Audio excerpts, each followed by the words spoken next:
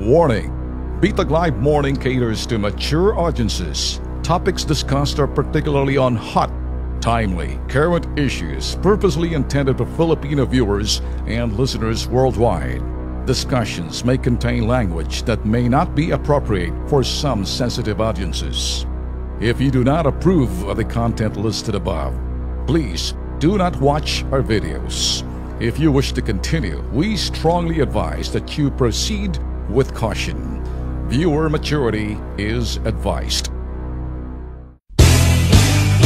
Meron kasing isang investigative TV na nagpalabas ho na parang yung mga black sand, yung mga bata, tinawag ho nila.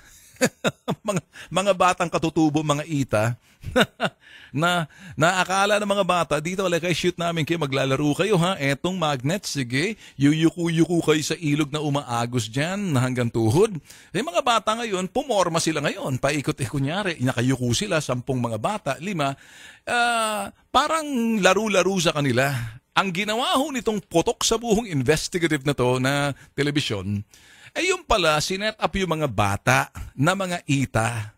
Nang sa gayon, parang lumalabas ganito ang ginagawa nitong mapagsamantala ng mga kung sino nasa likod ng black sand gamit ang sinasabing mga ita. Yun ho'y kasinungalingan. Bakit ho namin nasabing kasinungalingan? Kasi pinuntahan ho namin yung lugar na kung saan doon ho sila gumawa ng shoot nila para sundan yung kanilang mga sinasabi kung totoo. Nagalit ho yung mga ita, sabi, pag bumalik dito yung istasyon na yan, kakatayin namin sila. Naintindihan niyo ba? Ayaw na namin makita ang pagmumukha ng reporter na yon. Sabi ng ganun, pumunta sila rito, pinayaan namin sila, tinanggap namin sila, pagdating, nakita namin sa TV, nagmumukha kami mga eng-eng. Kita niyo ho, katutubong may sabi noon.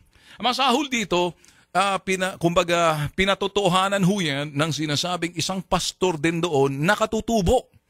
Nasa kanila ho sabi ng ganun, there's no truth to that. You suppress the truth, then you're lying. Suppression of truth, inaangguluhan ho nila na yung mga bata para ho silang parang pinagsamantalahan na ginamit child labor na pagmimina ho ng black sand sa sinasabi hong ilog ng Zambales.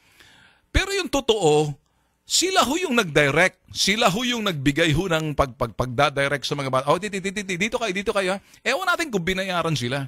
Mga boss, when you suppress the truth, when you don't tell the truth, you already lied. More than lying. You not only lied on sa mga nanunood sa television, you lied to yourself, and much more, you lied to your victims. You made them look stupid. That's a no-no sa ethics ng journalism. That's a no-no sa sinasabi, the law of journalism. Tell the truth, tell the truth, tell the truth. Do not twist facts. Ako ho kasi magtuturo ho ako eh. I mean, this is uncut. This is uncensored, unfiltered ang aking mga sinasabi.